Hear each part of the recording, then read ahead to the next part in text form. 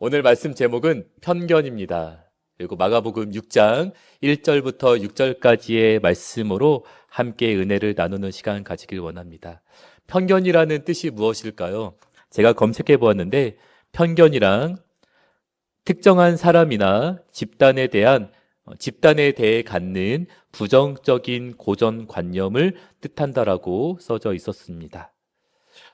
사람들은 때때로 외적인 조건이나 그리고 과거의 경험에 근거하여 사람이나 그리고 그 상황을 판단하고 그 안에 숨겨진 진정한 가치를 놓치는 실수를 범할 때가 있습니다. 오늘 성경에서도 예수님께서도 그 편견에 대한 벽에 부딪힌 것을 우리는 볼 수가 있습니다. 고향 나사렛에서 겪으신 편견의 실상을 오늘 말씀에서 볼 수가 있는데요. 이 말씀을 통하여서 우리 안에 있는 편견을 어떻게 극복하고 하나님의 사랑을 온전히 받아들일 수 있을지 함께 고민하는 시간을 가지길 원합니다. 이 당시 유대 사회는 굉장히 강한 공동체 의식을 가지고 있었습니다. 고향 사람들은 얼마나 더 그랬을까요?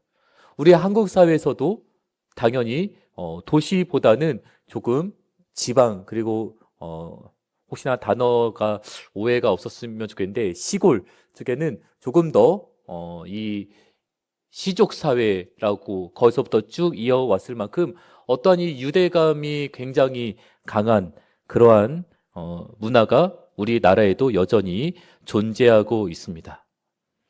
예수님이 자라난 곳, 태어나고 자라난 곳에서 예수님이 하나님의 아들이라는 사실을 이 고향 사람들은 받아들이기가 어려웠습니다.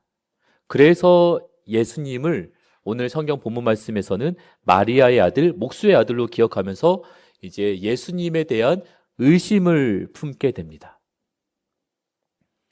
이 나사렛은 갈릴리 지역의 작은 마을인데요. 작은 마을이었기 때문에 어디 집에 숟가락이 몇 개, 젓가락이 몇 개, 친척이 왔네 안 왔네, 친척이 어디 사네, 친척이 포항 사네, 진주 사네, 본가가 어디네, 서울이네 이런 것을 충분히 굳이 알고 싶지 않아도 알 수밖에 없는 그러한 문화였던 것 같습니다.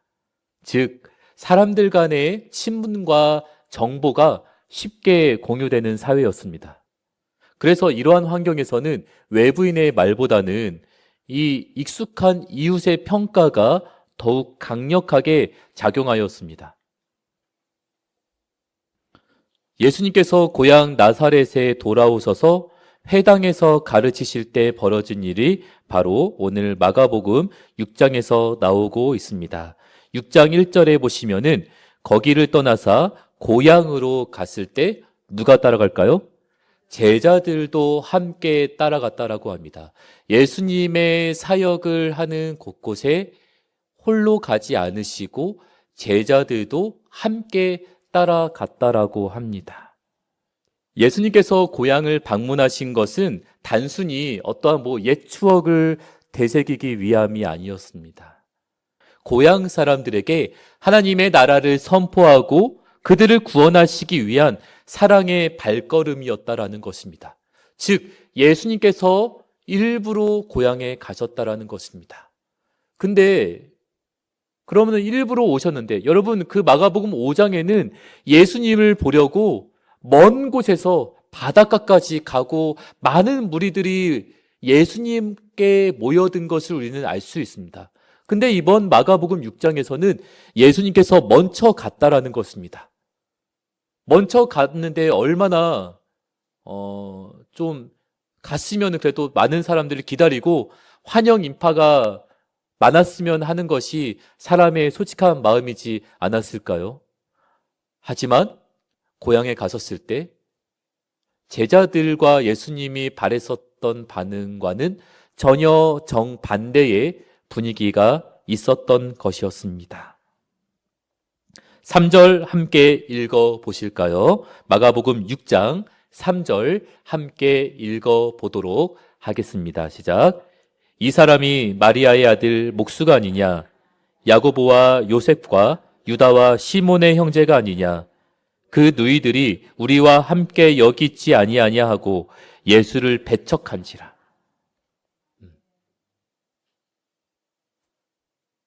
예수님도 그렇고 사실 예수님을 따라갔었던 제자들에게도 정말 예상치 못한 그러한 반응이었습니다.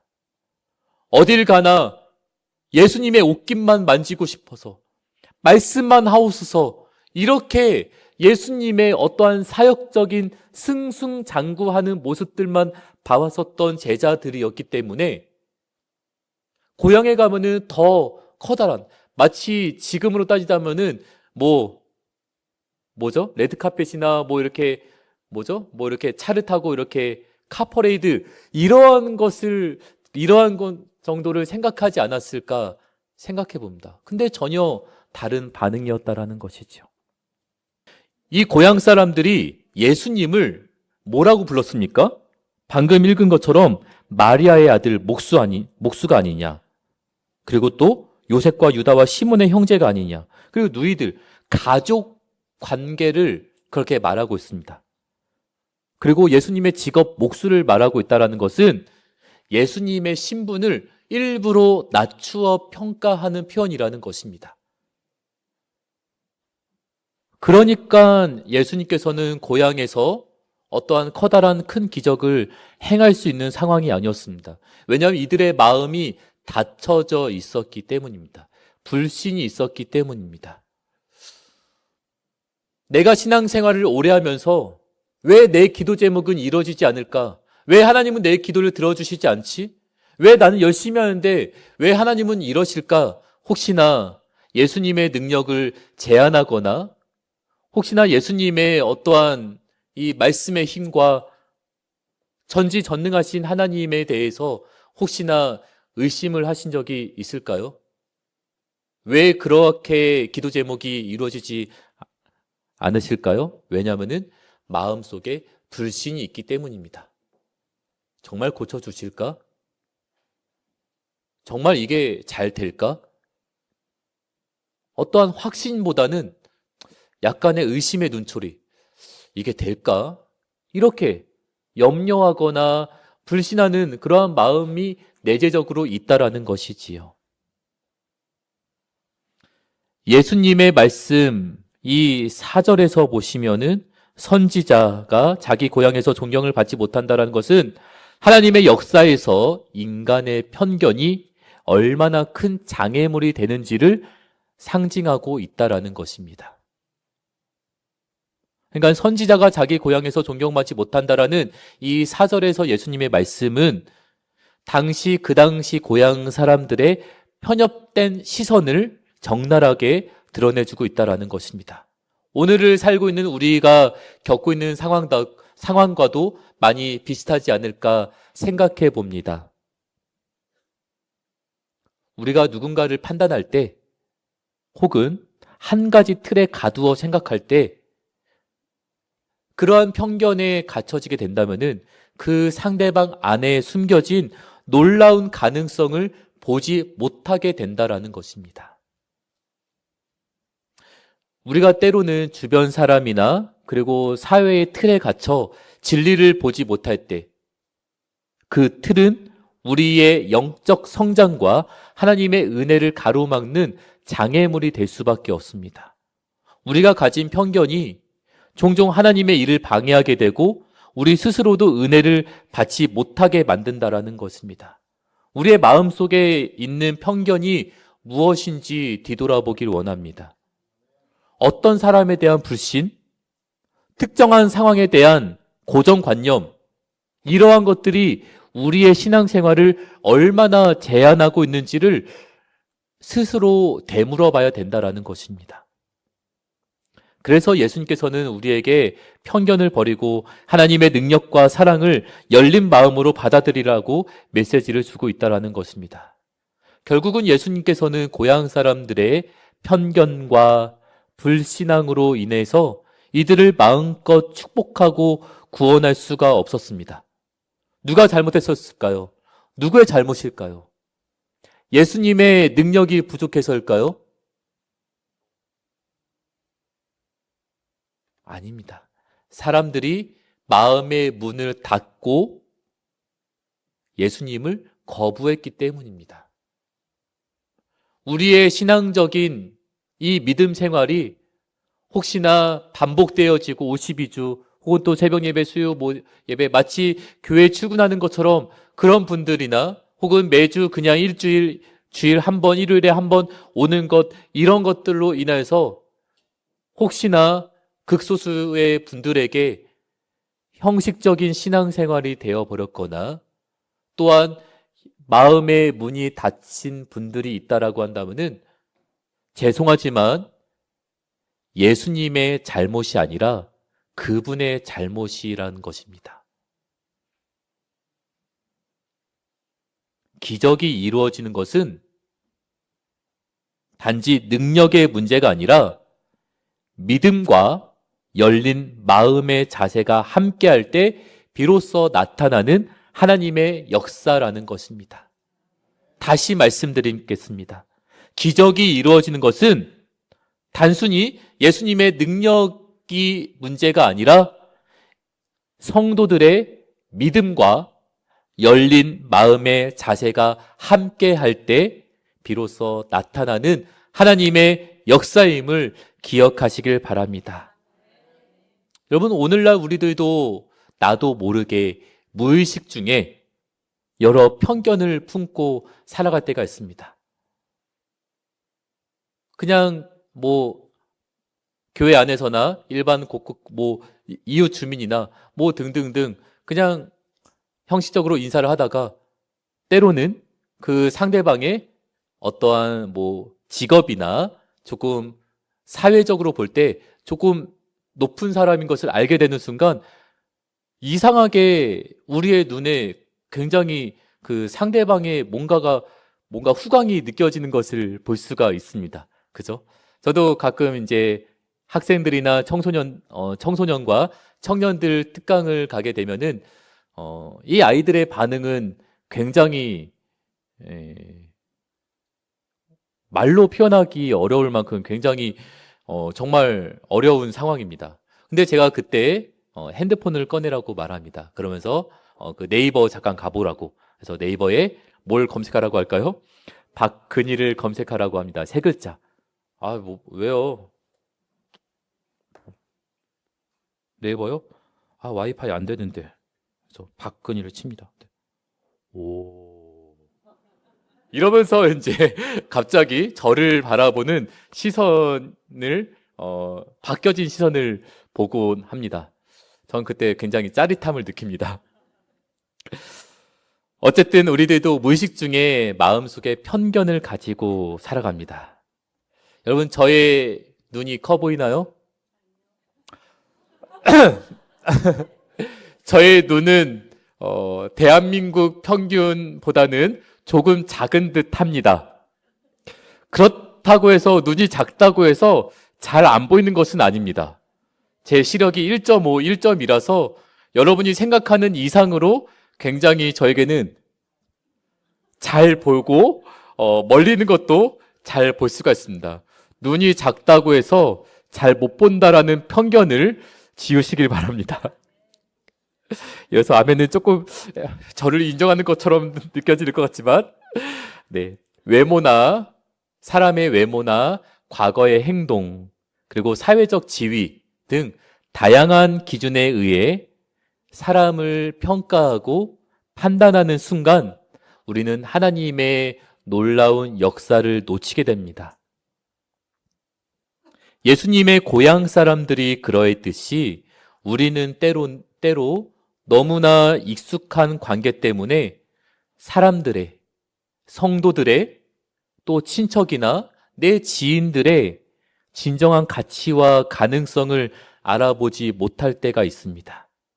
오늘 이 말씀은 그래서 우리에게 편견을 넘어서서 하나님께 주시는 진리를 온전히 받아들이고 하나님께서 창조하신 그 사람 한 명 한 명을 나의 시선이 아니라 하나님의 시선으로 바라보기를 원하는 마음으로 여러분에게 오늘 말씀을 전하는 것입니다.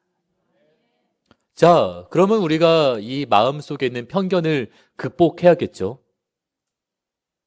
때로는 동창을 만났는데 나보다 눈도 작고 나보다 외모가 미모가 조금 나보다는 학교 다닐 때는 나보다 좀 별로였었는데 갑자기 막 돈 많은 남자와 결혼하거나 굉장히 예쁜 여자와 결혼하게 되면은 굉장히 그 사람도 달라 보일 때가 있겠죠. 그죠? 야, 저 친구 어렸을 때는 뭐 이랬었는데 막 하면서 이제 편견, 그것도 하나의 편견이 되겠죠. 우리 마음 속에 있는 편견을 극복하기 위해서는 먼저 하나님께 우리의 편견을 솔직하게 고백해야 합니다.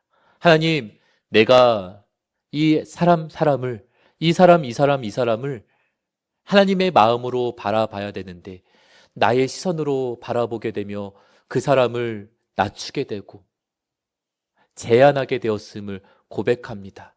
회개합니다.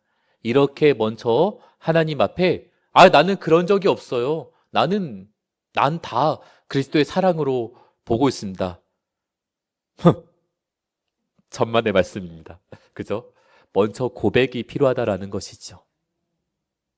그리고 말씀을 통하여서 성경 말씀을 통해서 하나님의 관점을 배우고 그리고 예수님께서 영혼을 어떻게 사랑하셨는지 보아야 된다라는 것입니다.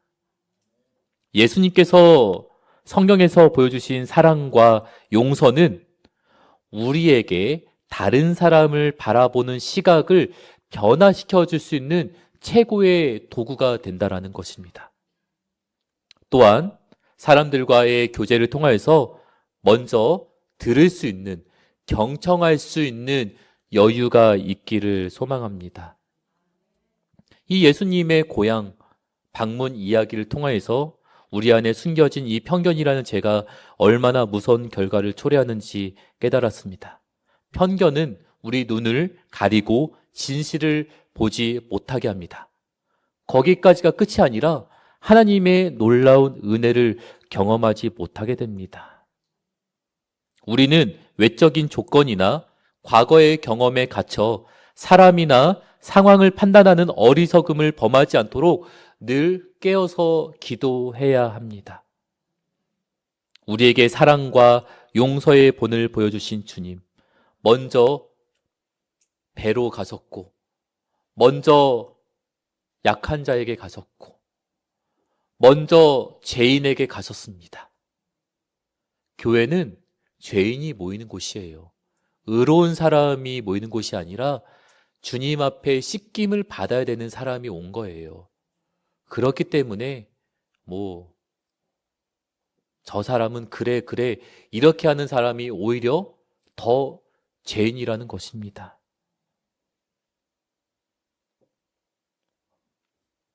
예수님께서 편견 없이 모든 사람들을 용납하고 사랑하신 것처럼 우리들도 하나님의 형상으로 사람들을 발견하고 축복하고 나보다 더 가치 있는 사람으로 존중해 주시길 바랍니다. 편견의 장벽을 허물고 하나님의 사랑으로 하나 되는 아름다운 공동체가 되기를 소망합니다. 교회마저도 편견이 존재한다라고 한다면은 대한민국을 포함한 나라는 더 이상 의지할 곳이 없습니다. 여러분 죄송하지만 직장도 사실 업무 능력을 통해서 그것이 또 편견이 되지 않습니까? 일하는 곳곳에서도 사실 편견이 존재할 수밖에 없습니다. 또 때로는 친인척 사이에서도 편견이 존재할 수도 있습니다. 우리나라를 예로 든다면은 우리나라의 마지막 보루인 교회마저도 편견이 존재하고 편견 때문에 사람들을 평가하고 비판하고 불신하게 된다면은 소외당하고 상처받은 사람들은 어디로 가야 할까요? 교회는 그런 곳이 되었으면 좋겠습니다. 한국 교회가 편견 없이 용납하여 주고, 받아들여 주고, 공감해 주고, 격려해 주는 그러한 하나님의 공동체가 되기를 소망합니다. 우리의 마음속에 때로는 익숙한 것에 묶여서 새로운 하나님의 능력을 받아들이지 못하는 순간들이 있어요. 누군가를 만날 때, 새로운 상황에 직면하게 될 때 그 사람이나 상황을 기존의 틀로만 바라보지 않기를 권면드립니다. 하나님의 사랑과 능력이 함께 하심을 믿고 받아들여야 합니다. 콘크리트를 가득 부어서 공구리를 가득한 딱딱한 시멘트 바닥에 누가 거기에 씨앗을 심겠습니까? 누가 그곳에 무언가 자라날 것이라는 기대를 가질까요? 근데 저는 목회하면서 제가 그렇게 공사하면서 콘크리트로 그렇게 공구리를 친 그러한 그곳에 아주 작은 꽃 한 송이를 보면서 이게 예수님의 능력이구나. 사람의 힘으로, 어떠한 사회적인 힘으로 이루어지지 않는 그곳에서 무언가 기적이 일어나는 것이 바로 하나님의 능력이구나. 우리가 속한 가정, 우리가 속한 일터, 우리가 속한 교회에 우리 가정은 틀렸어. 저 진짜 남편이야, 진짜 남편, 남의 편. 내 편은 한 번도 아니고 맨날.